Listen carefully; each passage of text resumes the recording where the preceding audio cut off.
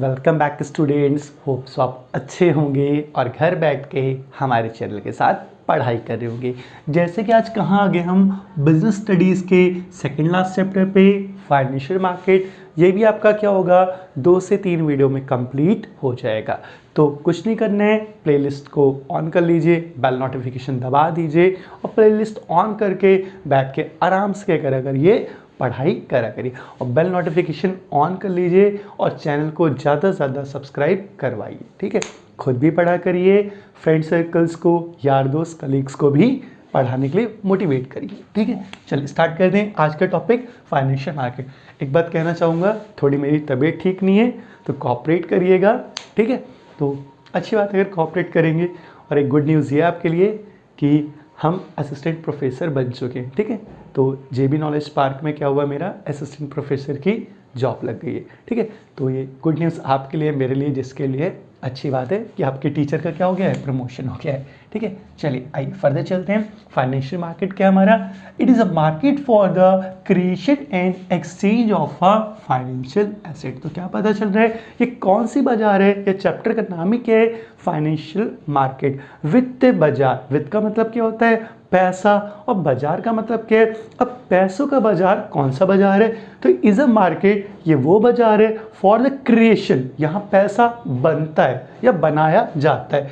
Creation and exchange, एक person से दूसरे पर्सन को पैसा दिया जाता है ऑफ अ फाइनेंशियल एसेट। कैसे मिलता है इन्हें, फाइनेंशियल एसेट्स की शेप में। अब आपने देखा होगा, ये सुना भी होगा 12th के अकाउंट्स के अंदर, कंपनीज अकाउंट, शेयर्स हो गए, डिबेंचर्स हो गए, bonus share, preference shares, commercial bill, commercial paper, bills of exchange, वो सब क्या हमारी फाइनेंशियल एसेट्स हैं। वो कौन सी एसेट्स हैं, हमारी फाइनेंशियल एसेट्स हैं, कि ऐसी एसेट्स हैं जिन्हें अगर मैं फ्यूचर में बेचूंगा तो मुझे क्या मिलेंगे, पैसे मिलेंगे। अभी बिटकॉइन आया है, शेयर मार्केट सुना ही हो आपने, that's all are a financial asset. ये हमारी क्या है, फाइनेंशियल एसेट है। अब एक्चुअल में एक छोटा सा एग्जांपल लेके समझा रखा है, समझिएगा कैसे फाइनेंशियल एसेट मूव करती है या इंप्रूव करती है।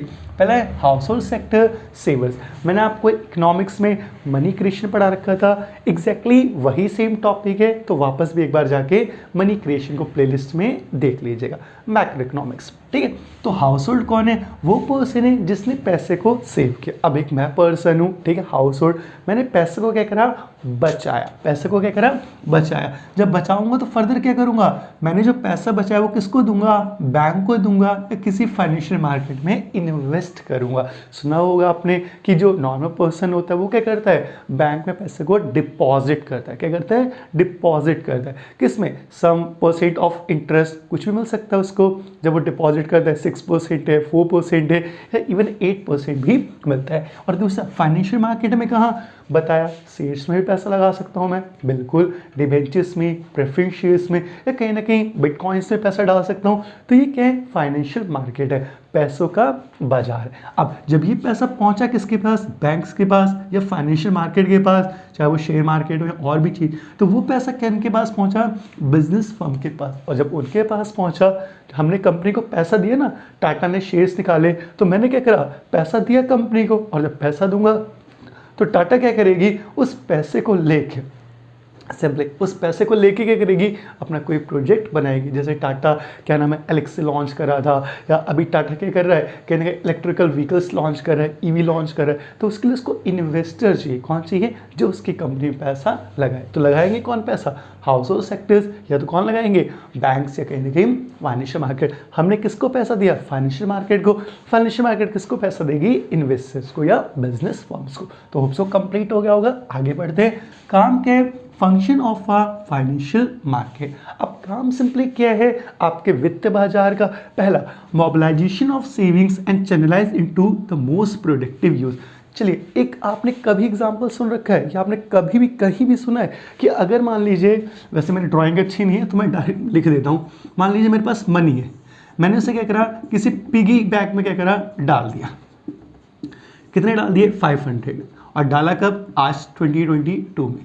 मैंने इसे 5 साल बाद क्या करा, आफ्टर 5 ईयर्स क्या करा, मैंने इसको कहने के ओपन करके देखा तो ये क्या अमाउंट 500 से 1000 हो जाएगा? नहीं होगा। तो सिंपली ये भी वही कहना चाह रहा है कि जो हमने पैसा बचाया, सेव किया, उसे हम ऐसे यूज़ में लाएं जिससे वो पैसा और ज़्यादा बढ़े, जो हमारा फाइनेंशियल मार्केट करता है। अब ये मनी क्या है? Financial money. देखिएगा अच्छे से एग्जाम्पल वापस। अब कौन सा पैसा है? फाइनेंशियल मनी है। अब जब फाइनेंशियल मनी है तो मैंने इसको क्या करा, मान लीजिए कोई शेयर था 2 रुपये का, क्या था, किसी भी कंपनी का शेयर था XYZ का 2 रुपये का, कब? 2022 में। अब आगे फिर से वही है सेम, 5 ईयर्स कहीं ना कहीं आफ्टर, 5 साल बाद क्या वो शेयर 2 रुपये का ही रहेगा। मे बी वो 20 का हो गया, मे बी 50 का हो गया, तो मेरे पैसे तो क्या हुए, बढ़ गए कि नहीं बढ़ गए? तो सिंपली वो भी यही कह रहा है, जो पैसा हम लोगों ने बचाया उसे क्या करना, चैनलाइज कर। चैनल का मतलब क्या, आपने सुना होगा, ये भी मैंने आपको पढ़ा रखा था, होलसेलर, प्रोड्यूसर, होलसेलर को सामान देता है, होलसेलर, तो ये चैनल होते हैं। चैनल पैसा क्या हुआ, एक पर्सन से दूसरे के पास गया, दूसरे से तीसरे के पास गया, जो हमने यहाँ समझाई है। तो ये पैसा क्या हुआ, बढ़ गया। क्यों बढ़ गया? Mobilisation of saving then channelising to the productive use. तो होप सो समझ में आ गया होगा कि अगर मैं पैसा क्या करूं, फाइनेंशियल मार्केट में लगाऊं, तो पैसे बढ़ने के चांसेस क्या हैं, ज़्यादा है, रेदर देन अगर मैं किसी पिगी बैंक में डालूं तो उसके बढ़ने के चांसेस बिल्कुल भी नहीं है या नील के बराबर हैं। होप सो क्लियर हो गया होगा। चलिए आगे बढ़ते हैं थोड़ा सा फर्दर।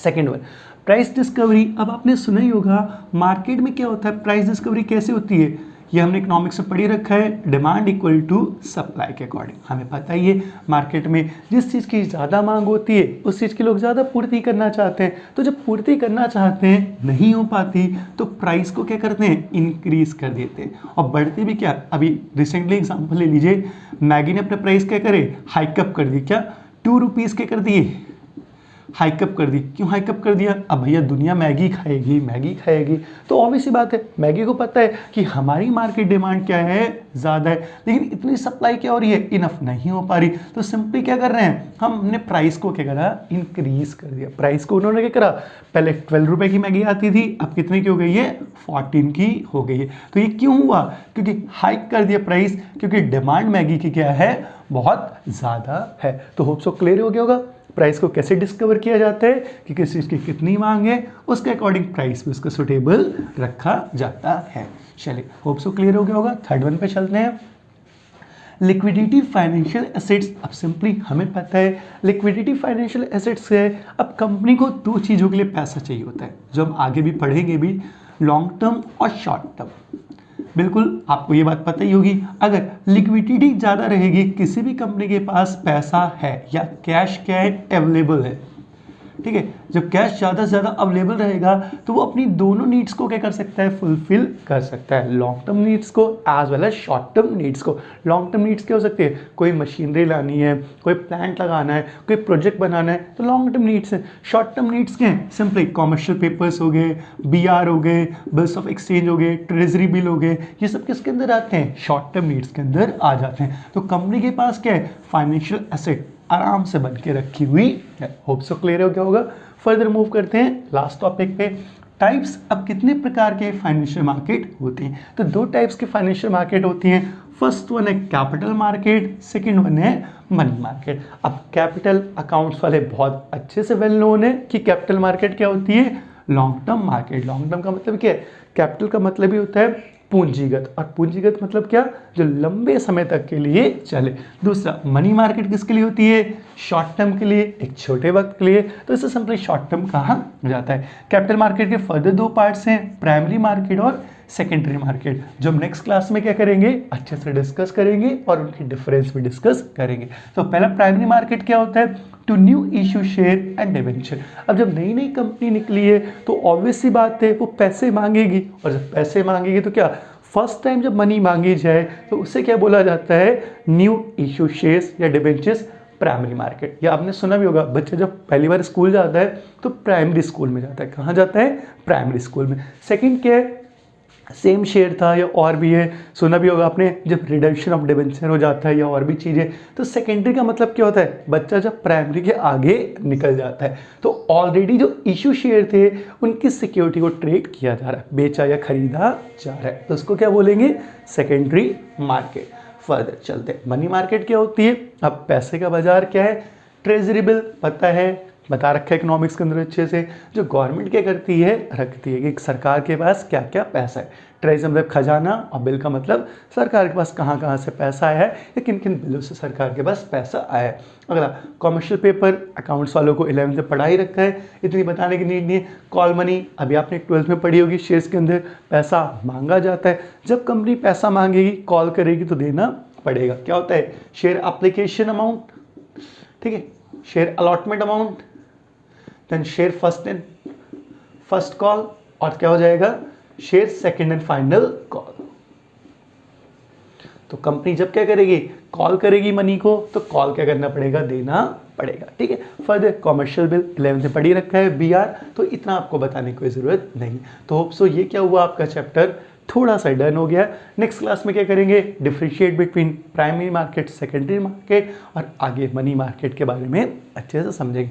ऑलमोस्ट 2 या 3 वीडियो में चैप्टर क्या होगा हमारा पूरा फिनिश कर लेंगे, ठीक है। तो होप सो यही है कि अच्छे से आपको समझ में आ रहा होगा, और पढ़ते रहिए। जाते जाते लास्ट वही है, कुछ अच्छा बोल के जाते हैं, चाहे तबीयत ठीक हो या नहीं, ठीक है। स्क्रीनशॉट लीजिए आप, तब तक ले लिया होगा, इतना बहुत है। और चलिए, और बुक से भी थोड़ा सा जाके देखा करिए, केवल यही नहीं कि जितना समझ में आ गया, इसके बाद बुक को भी रिकॉल करा करिए। और कमेंट सेक्शन देखने के लिए नहीं बना है कि उसे बस देखते रहिए, निहारते रहिए। सिंपली वहाँ क्या करिए, अगर आपको कोई डाउट आता है, कोई टॉपिक नहीं समझ में आता, या अगर आपको लगता है कोई टॉपिक आपको चाहिए या आपको नहीं समझ में आ रहा, तो वहाँ भी आप अपनी क्वेरी को हमें भेज सकते हैं। चलिए, तो जाते जाते फिर वही है लास्ट, कुछ अच्छा सुना देते हैं जिससे आपको पढ़ने में और मदद मिले। तो अच्छे से सुनिएगा, चाहे तबीयत खराब ही सही, लेकिन इतनी ठीक है कि आपको अच्छे से समझा सकें कोई चीज़। चलिए सुना देते हैं आपको, क्या है ये प्यारी सी लाइन। अपनी मर्जी से कहाँ अपने सफ़र के हम हैं, कट वापस। अपनी मर्जी से कहाँ अपने सफ़र के हम हैं, रुख हवाओं का जिधर है उधर के हम हैं। पहले हर चीज़ थी अपनी मगर अब लगता है अपने ही घर में किसी दूसरे घर के हम हैं। चलते रहते हैं कि चलना है मुसाफिर का नसीब, सोचते रहते हैं किस राह गुज़र के हम हैं। वह हैं जहाँ कुछ भी नहीं, ना रास्ता ना दायरा। हम वह हैं जहाँ कुछ भी नहीं, ना रास्ता ना दायरा। अपने ही खोई हुई शामो शहर के हम हैं। चलिए मिलते रहे नेक्स्ट वीडियो में, आते रहिए, और ये चैप्टर भी ख़त्म करते हैं। लास्ट में वही है, keep in touch with economics mind. Manashree sir के साथ जुड़े रहिए, चैनल पे आते रहिए, चैनल को सब्सक्राइब करवाइए, ज़्यादा ज़्यादा सब्सक्राइबर बढ़ाया करिए, खुद भी पूरी वीडियो को देखा करिए, ठीक है। आज स्टूडेंट्स मोटिवेशनल वीडियो आपको शॉर्ट्स में मिल ही जाती हैं। तो होप सो वही है, आप टच में रहेंगे, आते रहेंगे, और जल्दी लाइव वीडियो के साथ हम आने वाले हैं। तो मिलते हैं नेक्स्ट वीडियो में, तब तक आते रहिए। Thank you so much.